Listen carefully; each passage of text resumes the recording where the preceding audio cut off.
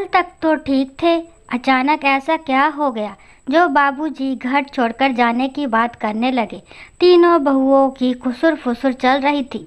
सब मन ही मन कारण क्या होगा इसका अंदाज़ा लगा रही थी। परेशान थी तो चौथी बहू, जिसे ब्याह कर आए अभी सिर्फ 3 महीने हुए थे। आज सुबह लड़कों के काम पर जाने के बाद बाबूजी ने चारों बहुओं को पास बुलाया और सबके हाथ में सोने का एक एक बिस्कुट पकड़ा कर बोले, मैं कल घर छोड़कर हरिद्वार जा रहा हूँ।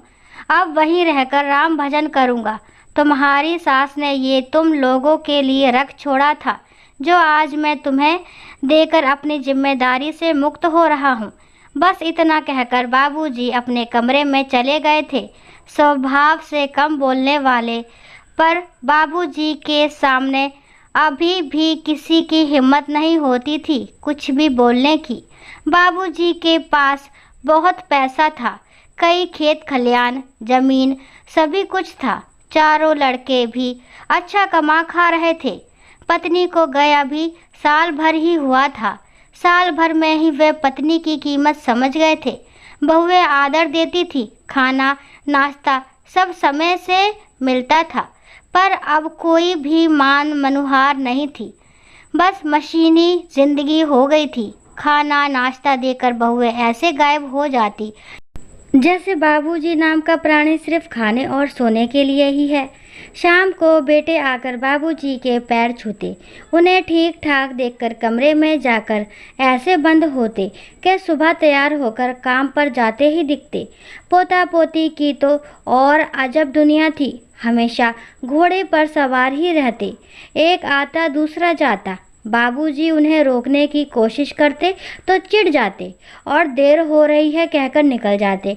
कुछ दिन पहले टीवी पर बाबूजी ने हरिद्वार के एक आश्रम के बारे में एक कार्यक्रम देखा था। प्राकृतिक वातावरण में हर कोई प्रभु के स्मरण में लीन था।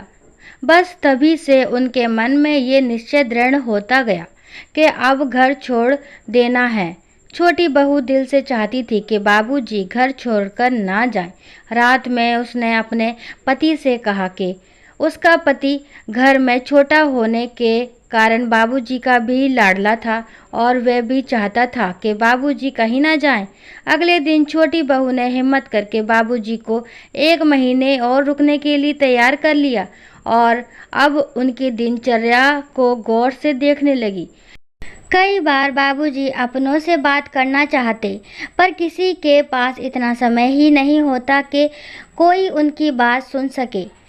कई बार वे अपना नाश्ता बाहर खड़ी गाय को खिला देते, पर घर में किसी को पता भी नहीं चलता। कई बार खाने की थाली वैसे ही वापस कर देते, पर बहुओं को लगता बुढ़ापे के कारण बाबूजी को भूख नहीं होगी। ये सब देखकर छोटी बहू को खुद पर ही शर्म आई। उसने अपने पति को थोड़ा जल्दी उठकर बाबूजी के साथ टहलने जाने के लिए राजी कर लिया। जेठानी का दूसरा बेटा अभी 3 साल का था, जो छोटी बहू के पास खेलता रहता था। उसने थोड़ी थोड़ी देर में उसे बाबूजी के पास छोड़ना शुरू किया। बाबूजी को उससे बात करने में बड़ा आनंद आने लगा। बाबूजी गणित बहुत अच्छे पढ़ाते थे। उनके पढ़ाने के कारण आज उनके 2 बेटे इंजीनियर हैं। छोटी बहू ने अपनी बीच वाली जेठानी को ये बात बताई और उनकी बेटी, जो गणित में ट्यूशन लेने के बाद भी गणित में बहुत कमज़ोर थी, बाबूजी के पास गणित पढ़ने भेजने के लिए राजी कर लिया।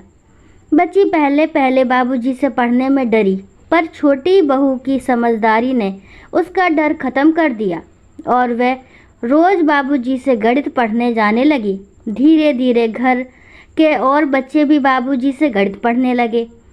अब छोटी बहू जब भी नाश्ता या खाना लेकर बाबूजी के कमरे में जाती, उन्हें अपने सामने ही खिलाकर वापस आती।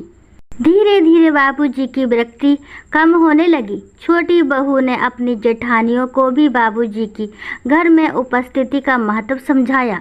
जेठानियों को भी अपनी गलती समझ आई। उन्होंने अपने पतियों से बाबूजी के साथ थोड़ा समय बिताने के लिए कहा। धीरे धीरे बाबूजी का समय नाती पोतों, बेटे बहुओं में अच्छा बीतने लगा और वह लगभग घर छोड़कर जाने की बात भूल से गए। एक दिन मजाक में छोटे बेटे ने पूछा, बाबूजी आप हरिद्वार कब जा रहे हैं?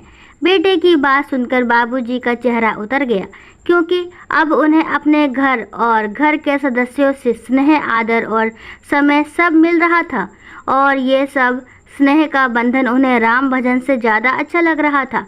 वे उठकर कमरे में जाने लगे, तभी उनके सारे नाती पोतों ने उन्हें कस कर पकड़ लिया और बोले, हम दादाजी को कहीं नहीं जाने देंगे।